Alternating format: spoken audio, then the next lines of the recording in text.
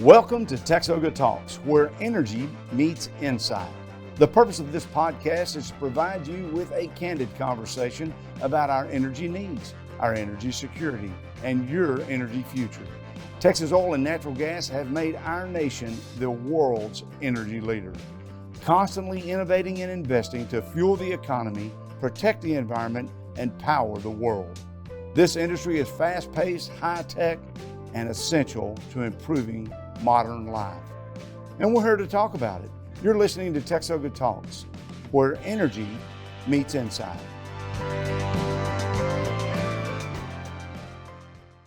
Welcome to another episode of TXOGA Talks. I am joined today by Shana, Joyce, Vice President of Government and Regulatory Affairs at TXOGA. Well, always happy to be here. Glad that you're here.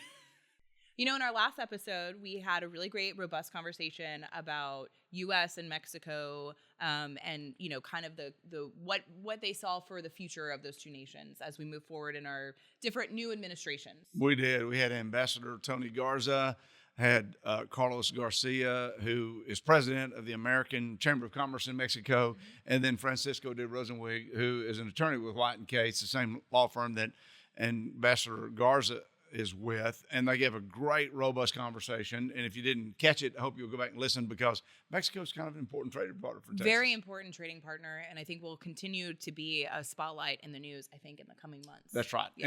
And once again, I said it last time, you want your neighbors to do well. When I moved to town from the country, my neighbors came over and they wanted to make sure I was taking care of my property to the level that they were theirs, and we all got along well when we did it that way. And that's what our expectations are. That's right.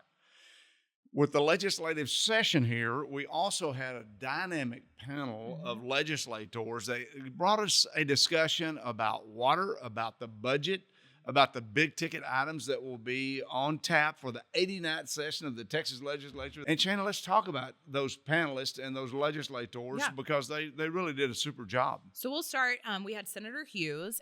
He's serving his third term in the Senate, and he is chairman of the Senate Committee on State Affairs, and he's also chairs the Senate Committee on Jurisprudence, so he is busy. He is busy. Senator Hughes is an East Texan. Yes. He was joined on the panel by Senator Charles Perry, who is a lifelong West Texan. So we had East Texas and West Texas covered. Senator Perry is a CPA from Lubbock, and he currently chairs the Senate Committee on Water, Agriculture, and Rural Affairs, along with a whole host of other responsibilities. That's right. And then we had a far West Texan join us. We had Senator César Blanco join us. He's from El Paso, and he is a Navy veteran, and he serves on several very important committees within the Senate. He does, and I really appreciate Senator Blanco's service in the United States Navy. My uncle was a lifetime career Navy person, and so I always think of my uncle when I think of Senator Blanco. I love that. And they were led in this conversation by a very dynamic leader in oil and gas, Kari Gibson. Yeah. And Kari serves as manager of state government affairs for the lower 48 region for ConocoPhillips. Yes, and so she led them in a different conversation about different topics that will be addressed during the legislative session, like you said, from water to energy to the budget, because all of those are important to the folks that are there, and we hope they're important to you, and they'll take up a lot of our time this session. That's right. They certainly will. Folks, these three senators each represent about 1 million Texans apiece, but the decisions they make affect every single one of us. We hope you'll enjoy this conversation as much as we did, and we'll take you to it now.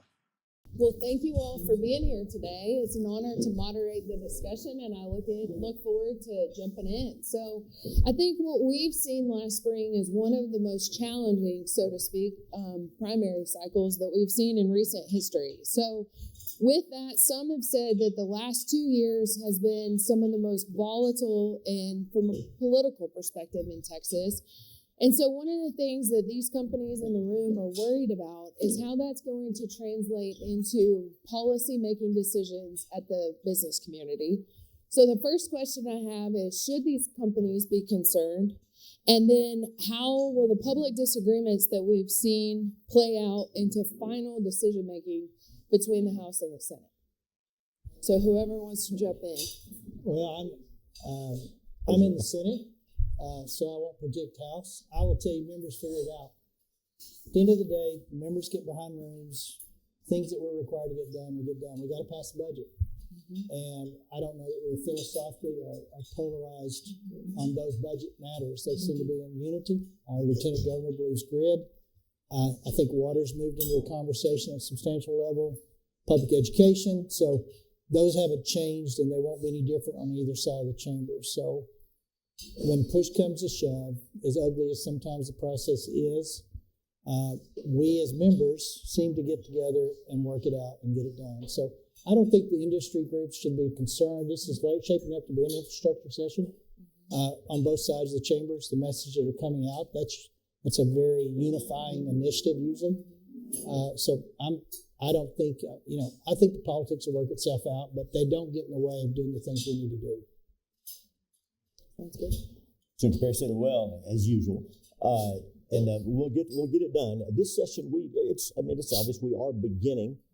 We could be beginning the session with a higher level of challenge than we normally do. We get normally at the end of the session, you slow down one of my bills, so maybe Charles kills one of yours because he's mad at you for me. And at the end of the session, that can be tough.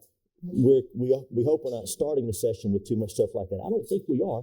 And as far as getting it done goes, you'll recall last legislature and the special sessions. Our friends in the media, talked a lot about division between the House and Senate and personalities and over property tax relief. Remember that? But at the end of all that division, if you will, in a special session or two, we ended up, instead of doing $17 billion in property tax relief, we did $18 billion. So the policy got done. Process might be messy, but yeah, we're going to get there. Let me just say, Senator, did you bring these chairs? These are constitutional chairs. Most of y'all are insiders here. That's a compliment. These chairs are made by these guys. Well, they're guests of the state, and they have some time on their hands. They're very talented, and these are you don't normally see these out of the bubble. This is great. Very nice. Thanks for the atmosphere. Yeah, so I agree with my colleagues. I mean, regardless of the chamber politics, regardless of party politics, regardless of regional politics, at the end of the day, a lot of what gets covered in the media is a very small percentage of what we're actually doing. And when you look at 95% of what we accomplish in the legislature, they're very important things. And look, I think it's easy to get frustrated. The system is set up by design. We only have 140 days to get all this work done. People get frustrated. And within those 140 days, we can't even do anything for the first 60 days. So it naturally lends itself to high pressure, high stress environment, and that's human nature is going to work out the way it works out. But I mean, as my colleague said, look at the things that we did. I mean, we with the leadership of Senator Perry, we did some major water infrastructure work that's going to pay dividends, and there's more water work to do, and we're looking forward to his leadership. We did Chapter 313s for business, and we also did carbon capture. So those are examples of important items that we all came together, voted together, and accomplished. So there's a lot more good stuff. I wish it'd get covered more rather than the minority of things that flare up and get all the coverage. I'm confident we're going to do good things. I think compromise is key, and compromise typically provides good public policy, and I think that's what Texans want. As Senator Perry has already mentioned, the only thing that has to pass is the budget. And so what do we believe the excess cash or the surplus will be, and how are those going to be allocated across spending priorities? Well, I'd share that if somebody tells you exactly how they know that $20 billion in surplus cash is going to be spent, that I wish I could sit in their chair for that day. Truthfully, and I think it's critical we talk in terms of reality, it's surplus cash. It's not budget surplus. And the distinction's important because about $12 billion of that is cash carryover from unspent funds. That means our budget performed well to the tune of about $8 billion, not $20 billion, but it still performed well. So we're in a good place in the budget. But if you talk about priorities, I've heard $5 billion for grid coming out of Lieutenant Governor's priority list. I'm asking for $5 billion for water initiative to jumpstart. I don't know that I get that, but I'm asking for that. And then you consider $1 billion in Medicaid, and then you have typically about $1 billion or so or plus in retired teachers' health insurance premiums that we have historically always funded because they can't stand a 20% increase in health insurance cost. And then you throw in the fact that $4.9 billion of that surplus cash balance is actually educational funding that we voted on, did not release. So that the $20 billion has set up some, I think, tough expectations as to where the disposition will be. We'll get through it, and I'll prioritize. I think we'll prioritize well, but it's not the windfall that I think most people, average person out there hearing that number would think it is. I think that makes sense. It's not going to be as big as we hoped and as big as it's being represented, but it is an opportunity for those one-time true-ups, if you will. And so, and my goodness, water infrastructure, which Senator Perry is leading on, we all agree on that, and the grid, of course.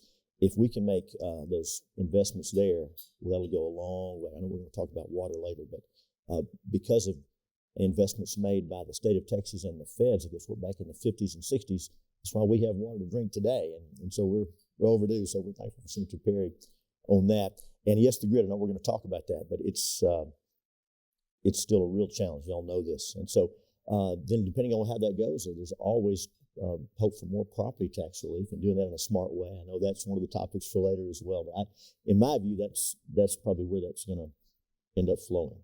Since I agree, water is going to be key, especially for my district, our region. We've got to make greater investments in our water infrastructure. With the way how fast our state is growing, we got to be able to meet the demand. Grid security, we got to make sure that we're making those investments in the grid. Natural gas infrastructure, I think, is key. We've got to make some investments there. So those are, I think, two things we got to focus on. Two other things that are really impacting my district: healthcare, especially out in West Texas, where a lot of these, oil and gas jobs, they can get dangerous. So we want to make sure that our workforce out there has the ability to have access to primary care and health care. And then child care is something that we've really been hearing a lot from our constituents. When you look at West Texas and really the whole state, I mean, we don't have the child care workforce out there, and it's not affordable. So these are things that I hope that the state can invest, but definitely the grid and water infrastructure are key. This will be the first session post-COVID where we have a new base that will be the real base going forward. There won't be any artificial influence of monies from the feds. Consumer behaviors caught up with supply chain. So we will have a really good picture. And what I say that is we will have a budget revenue estimate better than where we were 19 pre-COVID. But the last several sessions have been so artificially influenced by outside factors, we really didn't know where we were going to land. I think we land where the state of Texas is going to be going forward. So I'm expecting a very tight BRE. Our last budget was $95 billion in sales tax revenues, which was still exasperated to a certain level, and that's our monies we get to spend discretionary wise. So I think our BRE is going to be very, very tight as to where it came from. I wouldn't be surprised if it was a little lower, or very, very much a small increase over it. So, but we're going to leave there with the first budget we've had in over 4 to 6 years here of some confidence that that's probably where Texas lays. That's a good point. And may I say on that, it's a tremendous point. And on a note of optimism, the federal government moves slowly. That's also optimistic, by the way. Usually, they can often mess things up. But one big change we are expecting come January is change in U.S. border policy, border enforcement. And so, if that happens, and happens along the lines that people anticipate, maybe not this session, not early in this session, we can hopefully look at kind of like the peace dividend after the Cold War, the money, the Bill 5 we're having this budget, $1.5 billion for border security. Hopefully, we can repurpose some of that money before too long. And there is even the faint hope that we may get back some of the money we spent on infrastructure, on the wall and things like that. I think that's a realistic hope, actually. So that's encouraging. While we're talking about the budget, What are signals that you are watching to determine the health of the Texas economy? Each of you in your district represent about 1 million people. So what are some of those indicators that you see back at home that indicate the overall health of the Texas economy? You want to go first? Yeah, I don't want to be the first guy. Sure. So for me, in my district, representing part of the basin, price of oil a barrel. I think when I look at that, it tells me what the prospects for job creation is in West Texas. As you all know, I mean, we've got 480,000 jobs out in the oil patch in West Texas, and for each one of those jobs, there are 2 additional jobs created. And the average salary out there is $124,000. These are great jobs that these folks are out there making, and they're bringing their families, and they're spending money in those communities. That's a very key indicator for me that lets me know how we're doing. We're at $68.17 today. So that's something that I track to see how we're doing from a district perspective. The other big indicator that I look at, I got 6 ports of entry with Mexico in my district, all the way from El Paso to Presidio. And El Paso, our region, produces about 17% of trade with Mexico. So it's we're talking $94 billion annually of trade that comes across and flows between U.S. and Mexico. And it creates a lot of jobs. So I'm always very sensitive to see how much trade we're doing, how that flow is going. It's got to be fluid, but it's got to be safe and secure. So there's got to be a balance between the border security and the flow of trade, because we don't want to shoot ourselves in the foot. As we saw after 9/11, when things shut down, it was pretty rough. So the price of oil, trade in the district, and then at 2 different levels, the proliferation of small business, especially in our rural areas. When you look at these mom and pop shops, and they're starting up shops in West Texas, putting together a restaurant and hiring individuals, that's so important. And then at the larger level, in the more urban areas, and not just urban, I've got Blue Origin in Van Horn, Texas. It's a real community, and that's a huge employer out there. But also Fortune 500 companies in El Paso. I'll give you one example. Schneider Electric is one that provides thousands of jobs, and they provide electronics and data systems for Fortune 500 companies. So those are the type of indicators that I look for in my district that signals not only my region and my district is healthy, but the state of Texas as well. It's encouraging. We're blessed in East Texas with oil and gas and timber and lithium, which is a resource that's being developed now as well. Some of you in this room are involved in that, and so we're encouraged to see that. And yes, as far as the field, now we know people are hurting. We know inflation is affecting everyone. It's affecting everyone, and so we understand that. But we're thankful. I mean, dirt's moving, projects are happening, businesses are starting. There's a good feel. We're thankful for that, and particularly in Tyler, we have a new medical school ramping up, and I know your communities each already have that, and that's a tremendous economic driver, a tremendous quality of life. And let me just say, I'm going to go off topic slightly. This has been covered, I know why we're all here. Let me just say on a very personal level to each one of you about what you do. Senator Blanco talked about those good paying jobs. Man, I know you know this, and I know that your industry gets attacked and maligned nationally and even in Texas, not by us. But listen, thank you for what you're doing. What you were doing, you're taking those resources that God put in this earth a long time ago, and you're developing responsibly, as the free market encourages you to do, and motivated by the profit motive, which is noble. You help other people, and you do well when they do well. And those good, high-paying jobs you're providing, you're blessing families for generations. That's real. Not to mention that low-cost, reliable energy that helps every family, even the ones that don't work in the sector. And then, when we think about all the people in the third world, what we used to call the third world, who without oil and gas, without fossil fuels, are never going to see their standard of living increased. And beyond that, from a political standpoint, a national security standpoint, our ability by exporting natural gas to rescue our allies, to spread freedom and opportunity, and yes, protect Europe from a tyrant that is flexing his muscles over there on so many levels. We are thankful for what you do, and I want to make sure I said that before we left. In my district, tech is a pretty good economic anchor for a lot of different things, and specifically those guys partnering with some local hospital systems there, they're looking at becoming what I has classified as the MD Anderson of the Plains. We are working with some fellowships through MD Anderson's. We've got some funding set up. They're already known for some of that stuff where people have an option other than just going to MD Anderson. MD Anderson very much supporting that partnership. So that's just the tech part of that's about $50 million ask to kind of kick that off and initiate it. Additionally, they're doing some DOD work, unbeknownst to anybody in this room and myself for a while, but it's beginning to take some momentum and legs and very high priority. I'd just say globally, our state continues to be an economic powerhouse, and it's a juggernaut.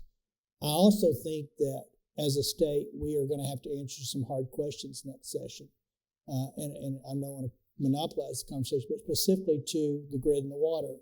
The good news is we're working on the grid, and the good news is the grid is fixable in a 10-year window or less to buy time to really develop out the others power that we need. We were running way too close on reserves. We've got 10,000 megawatts on power coming through with the $5 billion we put into incentive industry development. And we're talking about another 5. That'll be 20,000 megawatts of power. You know, projections are we need another 85,000 megawatts, double our grid size in a short order. Well, if we can just get that reserve built up, then that buys us time and options. And we're a long ways down the road of getting that. I will tell you that in the water world, we have kind of met our Waterloo potentially, no pun intended. We are at a point where water has to be dealt with on a serious level to develop a water supply for this state. And if you get the water right, I don't see anything limiting Texas' ability to become the number one economy in the world. And that's a big statement. But the reason my region, and rural Texas, specifically West Texas, cheap dirt, great work ethic, great work values, awesome opportunities, but a large part of the conversation always is, do you have water to? Well, move that conversation to East Texas Hill Country in the Valley, and it looks no different now. So I do believe water, if not addressed properly in the next session, to where we jumpstart the development of water supply around the state, 254 counties, we may have seen some of our best days. I think industry is telling us that very loud and clear. You got to come up with solutions. So I think Texas is in an awesome position, both with opportunities to develop that and the resources to start that. And once we get that commitment to do that, along with the grid, and then you can't argue the diversity of Fortune 5s through Samsungs of the world, the chip manufacturers, and the AI companies. But we're also having those hard conversations is, under our current infrastructure, is AI something we can encourage wholeheartedly, knowing full well we can't supply their power. But if we commit to do that as a state, I think we should find that balance of bringing them in responsibly, there's nothing that can stop Texas going forward. I mean, we've just got all the stars aligned. I hope we see the wisdom in making those commitments next session. But medical in my area, we're fortunate to have agriculture. It's in a bad place right now, just due to weather, as it typically is. Price supports are not there to justify the development of agriculture. That has a whole host of other ramifications. But not having a farm bill at the federal level now that guarantees insurance so that when there's crop downturns, I mean, there's some things that are impacting my region negatively, but they're just kind of part of our culture. But I can tell you, without water supply across the state, specifically in the rural areas that I live in, it's not going to change. So I hope next session we make that priority it needs to be. So let's transition over to issues. As tradition and the Texas Senate dictates, we start by seniority first, so we'll do that. But each of you are seasoned legislators, and we appreciate y'all being here today. So Senator Perry, you've already talked about water. Is there anything else that you want to? I think I got to the House, but you beat me to the Senate. That may be it. So I guess it does make me the old guy. I'm sorry, what do you? Anything else you want to add on water? I could talk to ad nauseum. People see me now coming down the hall and they go, he's going to talk about water, which is the achieved goal. You know, the biggest challenge I face is the taps ran today. And that's the truth. But the numbers don't lie. Our own state water plan, if you really dissect it as to where we are and where we should be according to it, it will put the onus on you. So my predecessors before me, the reason that they haven't been successful is the need wasn't clear. I think the reason the legislature will do the right thing this next session is because the need's never been clearer. And we're at that point. There's some things that challenge us as a business community in Texas, but no different than anywhere in the country. Our insurance, our property and casualty, and our health insurance market has just pretty much gotten down to one vendor by default. Now, it'll have multiple carriers, but nobody's writing business on our health insurance. So I don't know what we do, and I hope this next administration can bring some free market concepts to that to help that. But daycare is an answer. I don't have an answer for that. It's truly an impediment to workforce when one of the spouses can figure out by the time I pay daycare, I'm netting $5,000 to my household to be a part of that life. So I don't have that answer. But I think property and casualty insurance, I don't think people realize just how big of a challenge that is. And you in business now, you've probably seen your GL triple over the last 5 to 10 years. So we're kind of back to our tort reform under our workers' comp policies. What role the state can play in that, because a lot of that is not under our purview. But I think those are the three bigs if I had health insurance, daycare, and property and casualty insurance. Because I had someone tell me the other day, said, Texas used to be like at the top of the list for a particular industry segment. And now they're around top 3, maybe 5. And one of the factors they do is, I guess they were looking at Austin because they mentioned high cost of living, but more importantly, the ability to have health care or health insurance. So we need to kind of like take a deep breath, take a holistic approach to what is it that the business community is screaming for so that they have employees to make sure the work gets done. And I think those are some of the factors. Thank you. Senator Hughes, last time I checked, you were chairing 2 different committees. Is that still true? As of today, it is. Thank you. What do you see and envision as the top priority for both of those committees? And then one thing that a lot of the companies have been paying attention to due to the nature of our foreign investment decision is that whole policy issue as well. So I believe that's under your purview as well. So anything that you can give us, any color you can provide. Well, thank you. Thank you. The State Affairs Committee in the Senate, it carries a pretty broad spectrum of issues, and it's kind of the hairy stuff. A lot of times it's the red meat issues go there, but a lot of nuts and bolts that affect people's lives are dealt with there. And so I'll start on the hostile foreign ownership of land. Again, hostile is the key. We believe in the American dream, and we are a nation of immigrants. We're a melting pot. That's always going to be true. We also recognize that there are certain foreign nations who are very open about their designs on us, and they're not good. And we think of the Communist Chinese Party in particular. This is primarily a federal issue, but especially, I don't want to be too political, but enforcement of those federal protections sort of ebb and flow. So we hope that the feds will be doing more to protect our economy and our infrastructure and the states from threats from hostile nations. But states have a role. And so Texas passed years ago about the ownership of land near infrastructure, critical infrastructure, by hostile foreign entities. But that's being expanded on. So we want to get that right. The Senate passed a bill, Senator Cole, of course, last session, and didn't make it all the way through the process. We want to get that right. We want to make sure that we're not impinging on business. But I think we all agree there are folks who are serious about doing us harm. I mean, real harm. So we have to take that seriously. So we'll say that again. I spoke with Senator Colhorst, and she's going to have a bill along those lines again. And I'm sure we'll be seeing that. State affairs and jurisprudence both deal with matters of tort reform that Senator Perry mentioned. And also, we think about our business climate. Last session, we passed the business courts bill. Many of y'all were involved in that. I believe the association supported that. About 20 states before us had a special court system for high-stakes business disputes. Again, if you have a very large, very complex case and you file it in a court of general jurisdiction, you may have a great judge. Hopefully you will, but that judge may also be handling other cases, may have a backlog docket, may not have the staff to support a bill like that, a case like that. And so after many tries, Texas passed the business courts. And so we carried that bill in the Senate, and those are set up now. And already we're hearing from friends in the business community that it's been a positive. And what we want to do along with that, we want to maintain our our reasonable and predictable regulatory environment, low taxes, and then those business courts are going to help. And also, we're looking at changes to the business organizations code in Texas.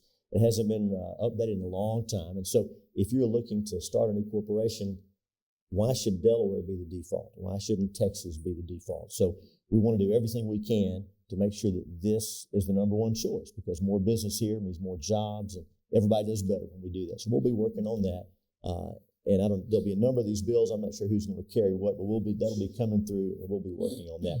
Election security, election integrity. That's a big issue in the State Affairs Committee and in Texas. In 2021, we passed a common sense bill, just tightened up some things, and the mantra is easy to vote and hard to cheat. We want both, right? Easy to vote and hard to cheat, and those are not mutually exclusive. And so there's some work we have to do there. As you probably know, it is not, the states are not allowed currently to check citizenship when you register to vote. It's illegal for non-citizens to vote, but there's no verification of citizenship when registration takes place. The feds have blocked that. We believe we have a way around that. So we have legislation that will allow the states to do that. And the feds may do something on that as well. That's important. Again, making sure the elections are fair and predictable, and making sure that people can trust the results, left, right. No matter where you are on the spectrum, there's a lot of concerns. So we want to make sure folks can trust where those things are going. Because some of that will be coming through state affairs. Some of the issues about protecting children comes to state affairs. Some comes to public education. But I think voters are pretty clear on that. We love and respect everyone, and adults are free to pursue their, whatever they want to do without hurting other people. When it comes to children, we have to make sure we're protecting children. So you'll see more of that legislation coming through as well. Great, thank you. Senator Blanco, you represent a portion of the Permian Basin, and a lot of the operators and the companies that operate in the Permian have seen a big issue on oil field theft. So I'm anxious to hear your thoughts on anything that we can do to try and any solutions you have. Yeah, it's a growing problem. When I hear from some of our companies in the district, that some of them are seeing theft up to the six figures. It's a problem. And we just recently had a hearing on Homeland Security Committee talking about oil theft and things like that. Look, I mean, when you look at West Texas, it's a very large place. Just the industry itself, there's a lot of movement. There's a lot of places that are pretty remote where you're storing oil, and so it's a problem. There are also methods of, when there's produced water, there's a level of oil that's left on top that folks are going and skimming, and it goes into the black market. And it's difficult to track all this. They are mixing fuels. They're taking fuels down to Mexico. There's a lot of stuff. The thing is, we're seeing it in an organized manner. So it's alarming. The Senate has done multiple things. I got to give a lot of credit to Senator Zaffarini as well as Senator Sparks, who have been working on ways to, from a legal perspective, identify what penalties for these individuals. One of the problems is that when you look at oil specifically, it's considered a property right. So when they're logged as property crimes. So we're looking at specifically identifying ways to increase those penalties. Congressman Tony Gonzalez, who represents part of my district as well, has federal legislation that's looking at federal crimes. So I'm going to work with him, but I think we've got some work to do in the legislature to making sure that we're holding these individuals accountable. You see what's happened in Mexico with cartels tapping into pipelines, creating extremely dangerous situations. We can't have any of that here. So we want to make sure that we're making, as a legislative body, that we're doing everything we can to ensure that we're stopping these bad actors. And look, way out there. I mean, you don't have a lot of troopers. You got a trooper for hundreds of miles out there, one trooper, right, or two. I think we've got to make some investments in law enforcement to be out there to keeping industry safe, making sure that we're catching these bad guys and not losing money. Thank you. So I think that's probably a good opportunity for us to transition and ask the crowd. Do y'all have any question for this exceptional Senate panel?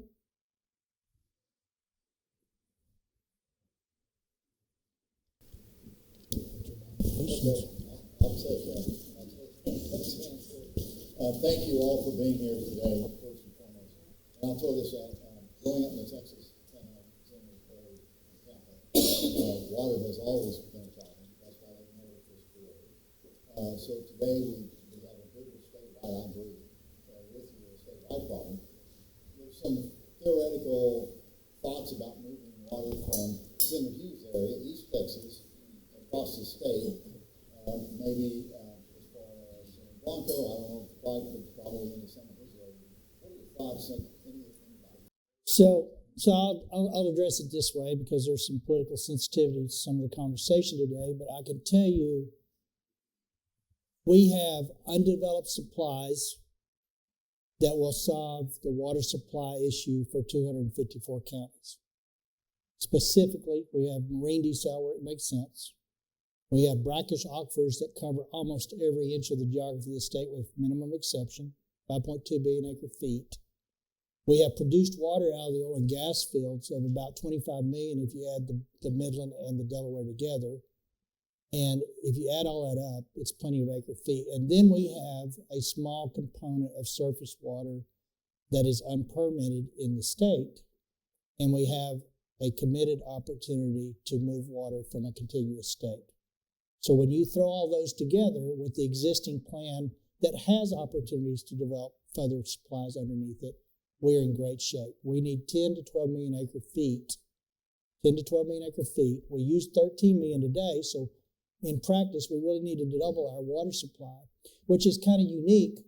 We're at 85,000 megawatts in the grid, and we're being told we need to go to 170,000 megawatts. So if you look to the consistency, our population has just outpaced our thoughts. And our thinking has to start today to fix that. But to your question, I can tell you with confidence and with certainty, we can meet our water supply needs. And here's the nice thing. I don't have a broken heart or a broken family attached to it. It's one of the very few things in the legislature that we literally can fix with a commitment of resources, and specifically under the plan that will be presented. It's a concept that was costed out. I know what the cost is, roughly $60 billion or so over the next 30, 40-year commitment. Most places need water by 50 at the latest. Some need it yesterday. Most of them by 40 is a good idea. And if we commit to doing that, when water delivery occurs, the state will reinvest those dollars that it collects. So it's the key to water is we left it to the locals too long. It's too expensive. Not a mayor in this county or this city is going to ask you to pay for something that you'll never see that your grandkids will need politically. So it's not going to happen, and the cost of those projects are too long and too expensive. So the plan, to your point, addresses those issues, and we have multiple sources to do it. The plan is supply agnostic. We have lots of resources to develop. One thing I should have mentioned, this group, it would be wrong not to talk about briefly, and that's ESG. Y'all know what that stands for. You know what it means. And there's good news. Texas and red states are winning. You're winning. And you know what's happening? A pretty big handful of financiers with a lot of money decided they would take our pension funds and use them against us and buy shares in some of your companies and try to vote them against your interest and vote them against the Texas economy. But Texas led the way, pushing back. You know, we summoned some of those guys from New York to come to Marshall. We wanted to come to America. We had them come to Texas, and we did it in Marshall because to enforce our subpoenas, we have to go to the district attorney. So doing it in Austin was not going to be an option. But in Marshall, we have a good right-thinking constitutional DA and grand jury. And so those folks from New York came down and answered some hard questions. And so other states are following what Texas is doing. And so, and y'all are often caught in the middle. We understand. We recognize we're for all the above. We're for the environment. But we are not for taking Texas resources, Texas pension resources, Texas retirees' money, and then buying shares and voting it against Texas Energy. We're not going to let that happen. And so Texas is winning. Some of the worst offenders have backed way off. There's still a lot going on. We still have some legislation to get done there, but there's some good news there. We're encouraged about that. That's wonderful. So we have 2 minutes left, and I would be amiss if I didn't ask a power question. So I'll be quick, but basically, what do you believe the legislature will do to incentivize new dispatchable generation? I think the lieutenant governor's been clear. He wants another $5 billion to jumpstart another 10,000 megawatt. I will tell you, there is a nuclear project out of Abilene Christian University. It is a game changer and transformational in energy. They will deploy.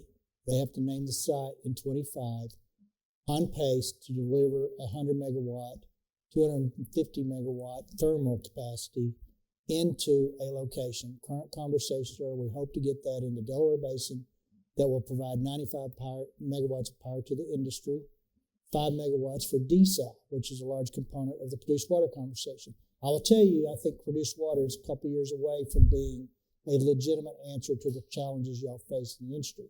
Some of that's just time requirements, but specifically, that is a microgridding option that we've never had, and Texas needs to lead on nuclear. I'm having a nuclear conference I'm part of on Monday. I would highly encourage you guys to get engaged in both the produced water conversation. The science is backing up. We're going to be good. But more importantly, that nuclear is something this industry could literally set up wherever they want it to once that proof of concept's proved out, and that will happen sooner than later. Most people think nuclear is 30 years away. We're less than 5 years away from having a legitimate new nuclear option that's never been in the country before. I'd like to see investments in geothermal. We got a lot of hot rock underneath Texas, and when you look at what industry is already doing, 80% of companies in this industry already have a geothermal plan. And when you look at some of the figures indicate that if you drill 15,000 wells for geothermal and you extract for 4 years, that'll cover all of the oil and gas that need to power Texas. We could start exporting natural gas if we did that. So I like to see some greater investments in geothermal. I think the state can be a really a great leader in that. So, but these advances are already happening. We've seen the advances with fracking, with horizontal drilling. I think industry is there, and we're not far off. So I think the state can make some investments and excuse me, put us to a different level of reliability. We have time, but we have just enough time to get this grid in shape in time. We'll get there. Right. What a great conversation about upcoming issues that these lawmakers will tackle when they come to this beautiful building behind us today, here coming soon. And, you know, if you were really interested in those conversations today, you can be a part of the action on Texas Energy Day, which is February 4th, 2025. And you can find out more about that at texasenergyday.com. And we have a little briefing about what it's really all about that we'd like you to listen to now.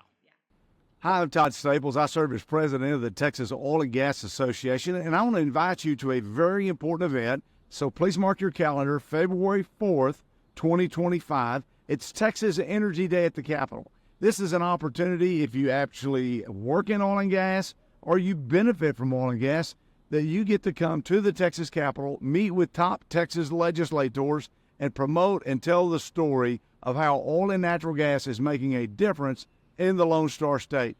And this applies to everyone because it doesn't matter where you live, you benefit from oil and gas if you drive on Texas roads, or you benefit from Texas schools, or a variety of other elements that oil and gas pays for in Texas. If you want to register, or if you just want to find out more, you can go to texasenergyday.com, texasenergyday.com. I hope to see you in Austin at the state capitol, February 4th, 2025. Mark your calendar. Join us for Texas Energy Day. To our listeners, thanks so much for tuning in for another episode of TXOGA Talks, where energy meets insight. The views expressed on this podcast are not intended and should not be construed to be the views of any particular TXOGA member or company. The purpose of this podcast is to engage in candid conversations about energy needs, energy security, and the future of energy.